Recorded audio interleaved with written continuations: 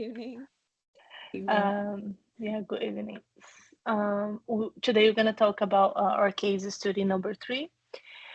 It is talking about when COVID hit the TV shows and how they deal with the crisis and all the situations. So we will start with the first question. So, what is the underlying problem in this case from the perspective of late night show runners? Identify the root problem and the symptoms. Yeah. The Um, the root can I go? problem is yeah. All Can I right. continue?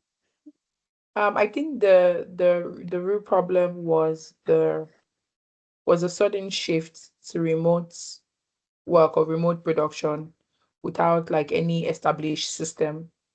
Most people were used to working from the office. Most people were used to working with a large production crew.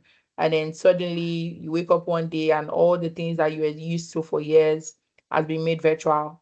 Like you have to start improvising virtually, not just with resources that you can physically see. So without these established virtual systems in the past, everything disrupted the show. Initially they were tightly coordinated, but suddenly it just took a lot of improvising in production process. So I think that was actually the root cause. Yeah, from my side, the root problem was a sudden loss in the persons, in the teamwork and the communication. Late night shows depend on fast collaboration, writers bound jokes of each other, producers manage timing and host of audience reactions. When the pandemic hits, we have seen the studios are empty, everyone worked from the home, and the symptoms of this problem were slow production, unclear roles, weak communication. From my side, the main issue wasn't skill. It was the breakdown of coordination and the real-time teamwork. It's a main symptom from me. Yeah, I think the symptom was realize that now you have to work on your own. Like Jimmy Fallon, he used to have 140 people to work with him, and now he has to figure out by himself. So this is a also don't have nobody can coordinate you or timing you or give you even a feedback.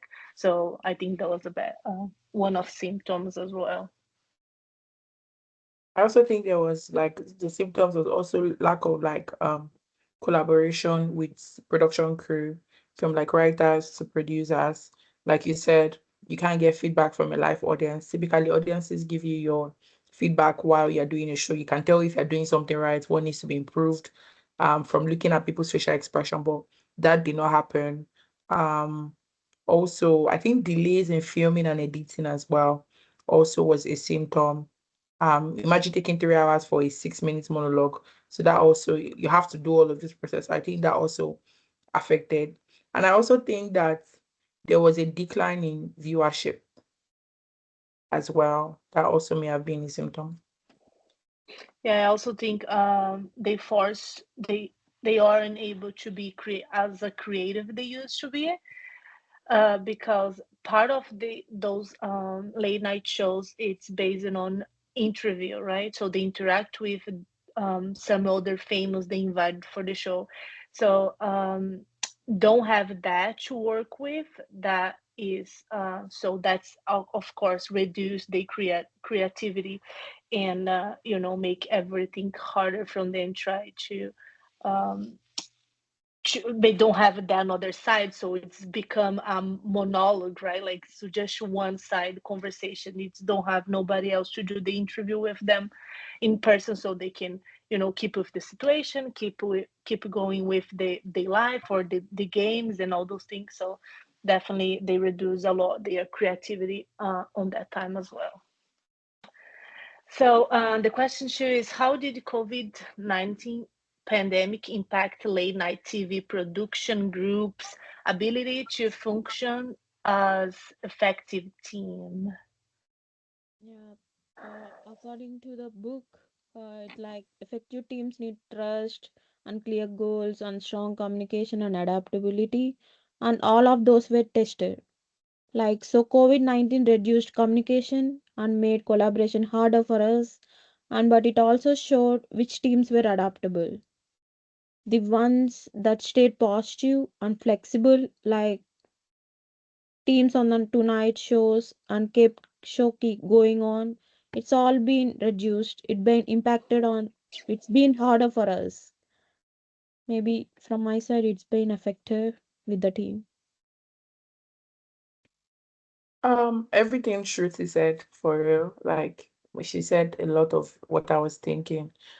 Just to add on top of that, I think that um there was a breakdown in communication amongst the team members as well. Um, Conversations that you could have face to face within 12 seconds or like 10 seconds took a longer time via text, via email. You can walk into someone's office and clarify what you need to do, but for some reason they might not be available. There was just all of this like breakdown and things that were happening in terms of their communication as a team. Also, I think because people had to improvise in terms of their role, initially they were exclusive to what you were doing. Like either you're a producer or you're a writer or you're a videographer or whatever, you knew what you were doing. But right now, crew members had to take on new, unfamiliar responsibilities, like taking more than what you're used to. You're also learning at the same time. So just because everyone's trying to improvise anyway, so hostess setting up cameras, the family members that are acting as your crew. I'm sure that would have been very funny, really. So I think that also impacted the team's effectiveness. Yes, I agree with all of you, but also I want to add that when you reduce verbal communication, that is actually can ruin a team, right? So they used to work all together. They have one couple people who is great with technology, couple other people who is good group who is good with decision making, couple other can actually be the leader and carry the whole situation. So, but now when you have no one else to relate or even like share your ideas, that can actually ruin it because you're gonna have a lack of communication. I even put here that Alex B's Alex Bays, I think he say, you forgot how important non-verbal communication is, because he said like if I want to discuss with somebody else, I used to go to the office and talk in person with them, but now I have to mail, I have to like send them a message. So it's literally we always, since we are um, get used to do face to face, so become everything virtual. It's life changing for sure. From writers couldn't share their jokes instantly. Feedback from live audience was gone. Yeah, actually, I feel like the reaction for the audience is also, like they can clap when they like it. They can, like have the reaction, and then you lost it all those. So it's a challenge for sure. So, what are some virtual best practices late night production managers could have employed for the remote teams? Yeah.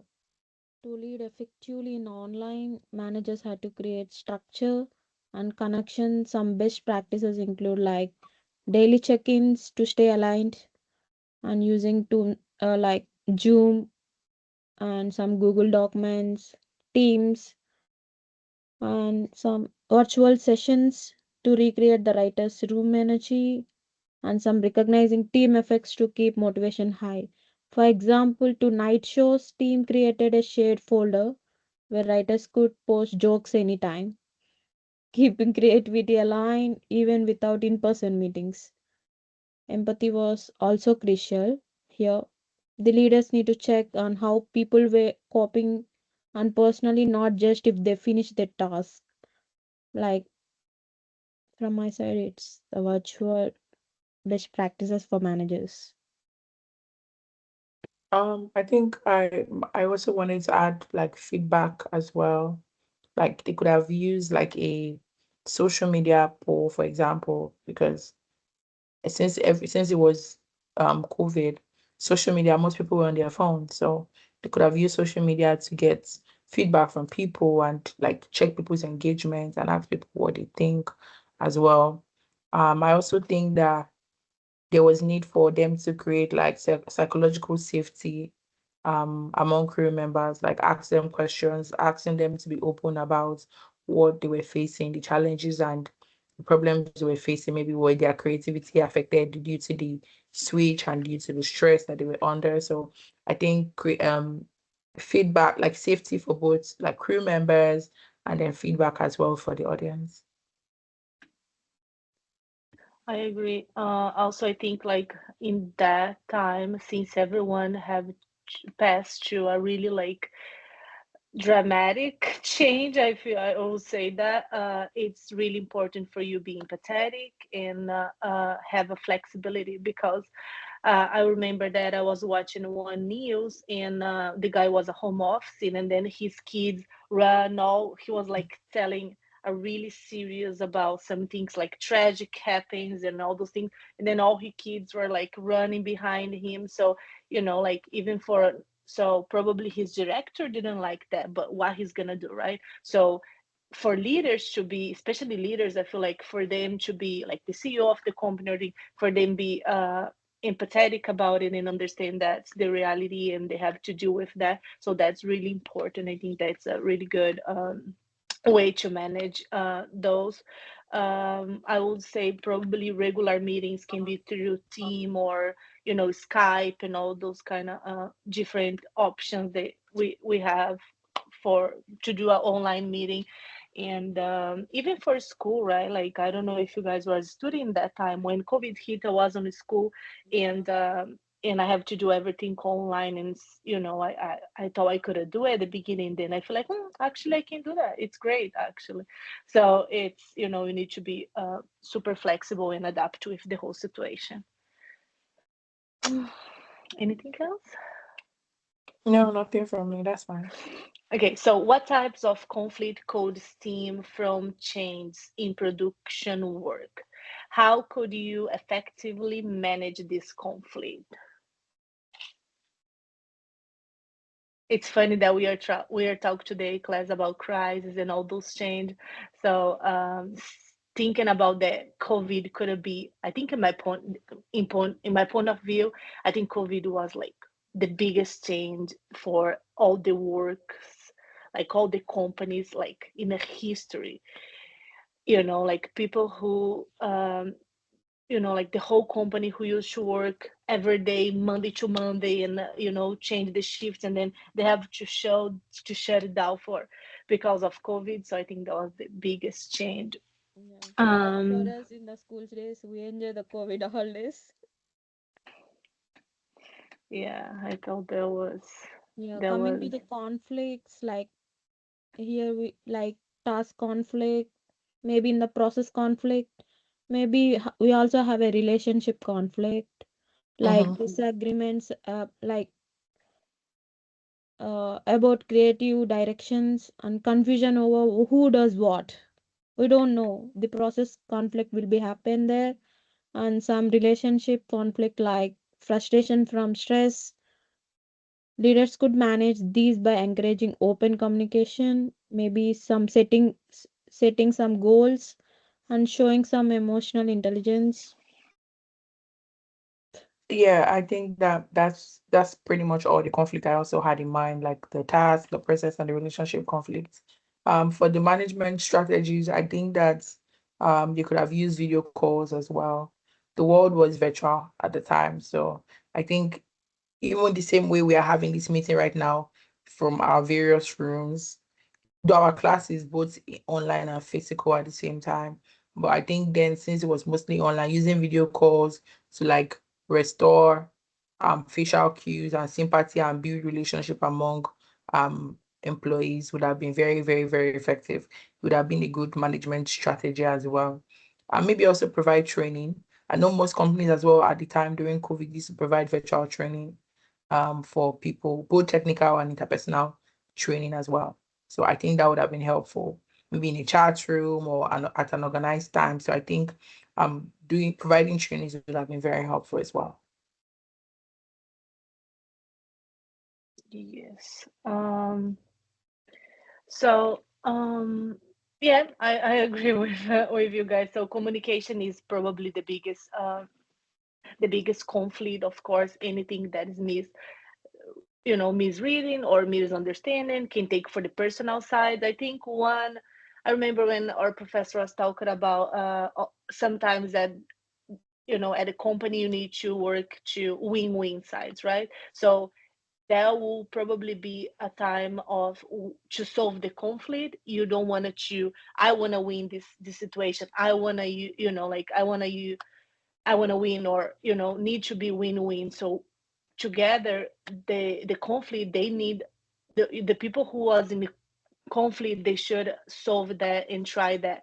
It's not a time to go further with discussion, or of course say honest and nice feedbacks for sure, but also don't try to take advantage of each other, because that is not a time of the year for those kind of conflicts, I would say. And I think also be on track. I feel like another problem could be to start a discussion is when like you are at home, you don't have this ability to change a lot things. So can a couple things can happen. So you will not be able to show up at the meeting, all those kind of things, because you are at home. So a bunch of different things can happen. You also can get sick with COVID, right? So I think that it's a time, a conflict can happen with you cannot understand the another person reality. Yeah, it's a challenge. It was a challenge. So how can the theory of followership impact this work environment? I mean, followership theory reminds us that effective teams rely on like active, engaged followers. So not just leaders alone, not just like strong leaders. So even followership is also very, very, very important. It's so funny because that was our chapter as well. It was okay, I think it's member exchange. Yeah, so Yeah, yeah, as and well. follow. So that means that writers, editors, everyone had to be self-led and also show initiative despite having little or no supervision at all. And also being an effective follower requires you being very, very adaptable. You must very adaptable. You must have like a problem solving mindset as well, and you must communicate. So I think that's it. Yeah, I agree with you. Where the in the pandemic, writers, editors, and technical staff became their self leaders. Where the followership Mhm. means how well the team members support the leaders and take initiative, right? In the during pandemic, they did that. They couldn't wait for the constant direction. They had to solve new problems every day. For instance, when camera operators couldn't come to work or for the studios, some editors learn new softwares for to finish the episodes on time. Like that's proactive followership, taking responsibility for team success. Yeah, I agree. That will be exactly the time when you need to put your self-management team, like we're learning today, in these situations, because you are your boss. Like Jimmy Fallon, I remember he was at the case student. They say he is even used his daughter to help him out. Like I don't know her age, but it's something that he need to adapt it to do, because he was the leader in that situation. So he gotta, he had to do what he had to do. So it's definitely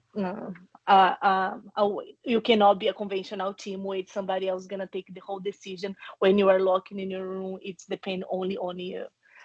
Hmm.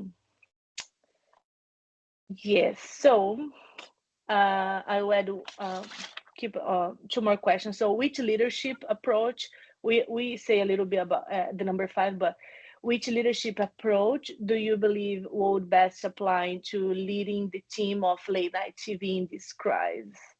Yeah, Like overall, I think one, the if you can best point to one. I think the best approach is transformational leadership because it focus on inspiring and motivating people during the change. The leaders need to keep their teams creative, positive, and working together even when everything felt uncertain. They also showed servant leadership, but caring for their leaders, teams. well-being, supporting them through challenges. But I go with the transformational leadership here. Um, I think mine is more like the situational leadership. There's one like that, right? Yeah. So Yeah. I remember today they also say about the virtual team. I mean, that's probably, was more emphasized after COVID and in all those situations. But the virtual team, a leader must be building on trust, right? They set clear expectations, so that's, need to be beforehand, and use technology as efficiency. So definitely virtual team. I don't know if they have this approach before, but definitely is what is defined. So everyone, besides be self-management team, like have this, be your own leader, be proactive, be a good followers, but take more the leader side. And also that they have this approach that's called virtual approach, virtual team. So I think that's definitely what's changed after COVID. What do you Another question is, what will the teams of late night TV do to maintain the creativity if they are required to work in a home again? So if COVID 2026 happens, so what they can do? Uh, You can go first, Shruti. yeah, they can create by keeping strong communication, daily online meetings, some idea sharing sessions, and fun virtual meetings can help. Maybe they should also keep the team spirit alive, laugh together, share their ideas freely, and use simple tools, stay connected and inspire like Teams and Google Zoom, anything like that.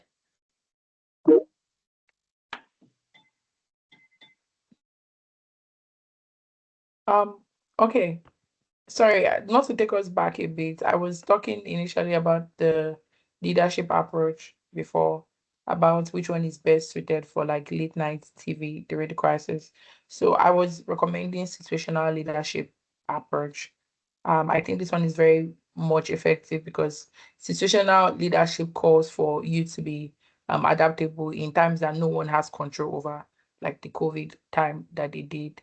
So I think that not only leaders, followers have to adapt. So for me, I thought that was like the leadership approach that was best suited for like late night shows. And if I was to say make a recommendation for the future, I would say even though everyone and the world has returned back to normal and doing more physical production, I still think that they should do a mix of both. Like COVID has exposed them to a world of another possibility. Nobody saw the COVID-19 coming. Nobody could have predicted it.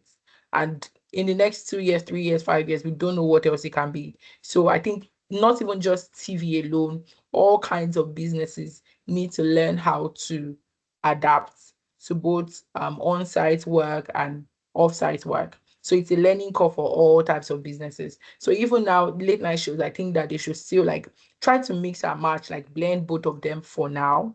So if there is ever a room for the world to go back to virtual, I think they'll be just fine because they've spent enough time building that team connection, building that communication skill among themselves that if COVID was to happen again in another 2 years, I think they will do better than they did the first time. Yeah, I think actually if something's happened that they cannot meet in person again, will be easier than was before because they already have, like more data. They know how it was, they know their mistakes, they know how they improve. I remember one part of the case study say uh, to do a take talk. Jimmy Kimmel, I think, was supposed to be like minutes, and then because like took him 3 hours to record it to do the take. And if was in person, it's gonna be minutes because he has the whole structure behind him, right? He has teleprompter, he has all those. Everyone is just like was ready to tell him what to do, right? So I think if something's happening, then we cannot meet. Uh, they cannot do the late night TV or any TV right now. They will do.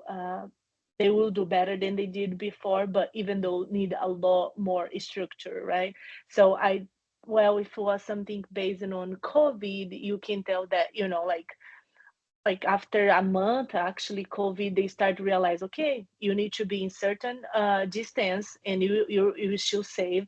So I think that if they are able to do those blend, those mix, still have a couple people, like, even though that they need to wear mask, who cares, right? So I think even though if you have to to do that again with more knowledge they have, and with if they know what is about, like, let's say it's going to be another COVID, right? So that the rules, or how that should work, how you can maybe get or no COVID. So I think, have at the least like 2 or 3 people, one to record in like another one to can give you the teleprompter, or I think that will be make the things way easier than was before, just the the like Jimmy Fellow and himself and his daughter to help him. So definitely, I think everyone is more preparing, but need a lot to do. Is still more structure, more technology. I feel like the technology is amazing now, so they can even have drones all over the house recording him, helping him out, right? So besides that, I think they will be more prepared with if some things happen again, for Yeah, sure. I mean, I also agree with you. Um, yeah, pandemic tested everybody. Yeah, this Um, case shows how teamwork, communication, and adaptability are very important for even in toughest challenges. Yes, definitely. Definitely Even there was. yeah, when the pandemic forced teams to work from home, they stayed connected through virtual collaborations, creativity, and trust. Despite losing their studios and live audience, they continued producing shows that brought laughter and comfort to millions of the people here. This case reminds us that when teams communicate, supports one another, and stay creative, they can succeed no matter what the circumstances are. Really. Yeah. yeah, I mean, you were talking about communication, which I think is very thoughtful. Yeah. Like, what truly keeps every team successful is in their ability to communicate properly. Like, communicate openly, and then everybody understands what you're saying. Also, that also comes from a place of trust. Like, you also have to build trust amongst each other. And more than anything, everybody needs to also share the same goal as well. Like, the goal here is to make sure we are entertaining our audience, we are producing the best type of production ever, the quality of our production doesn't drop. So communication is good, trust is good, a shared goal, a shared commitment towards like a particular cause as well helps to like push teams forward. Like I said earlier, if they ever face like a similar crisis again, like if there's ever a crisis again, I mean, I think their biggest strength will be combining this humor and their teamwork together. And that is pretty much what will skill them through another pandemic. God forbid there is another. I don't want another pandemic though, but that's what I think. Yeah. Yeah, back to the last question for a minute. So they say to maintain like to maintain the creativity, right? I was asking you. It's hard because once you like for be a creative, I mean, at least for me, I need to have inspiration, right? So sometimes I even wake up more creative, right? Like I want to do arts crafts, for example, but some days I just don't want to do anything that's force my brain more than I wanted, right? So it's definitely if they manage to have something that can inspire, or something that can they keep training the creativity. For example, right now I feel like all those late night shows, if they have now again, they could easily keep the interviews, right? They can do like a team interview, right? Like they used to, they people do that right now. So like we're doing now. So I feel like they can still do a whole interview virtually, but need to have a good technology so they can transmit it to the whole everyone else TV. And it's funny to thinking about that. Uh, we are just say that to be creative, it's it's when you get used to, it's easy, right? But then when you're forced to be creative, and when it's changed, when your life changing, and then you need to be creative for carry your work. And also I feel like for those late night shows at COVID time, probably the audience went so high because people was forced to stay home, right? So what are you gonna do? I want to watch TV. What is in the TV? Like all those late nights or talking shows. So I think when they need, or at the COVID time, was exactly when most people want to watch them, and know they struggle with, or maybe wasn't as great as it was before, that could have ruined the whole, like, like life sushi, right? So thinking, if for my first time I was watching the late night TV, um for my first time, and I was watching, it was COVID time, kind of boring, not much going on. And I don't want to give another opportunity for them never again, because that's not something that entertain me. So I feel like they also worry so much about that, how the thing's gonna go, because they know when everything's back to normal, they need to keep those new audiences who was forced into watching TV, but they want them to go back and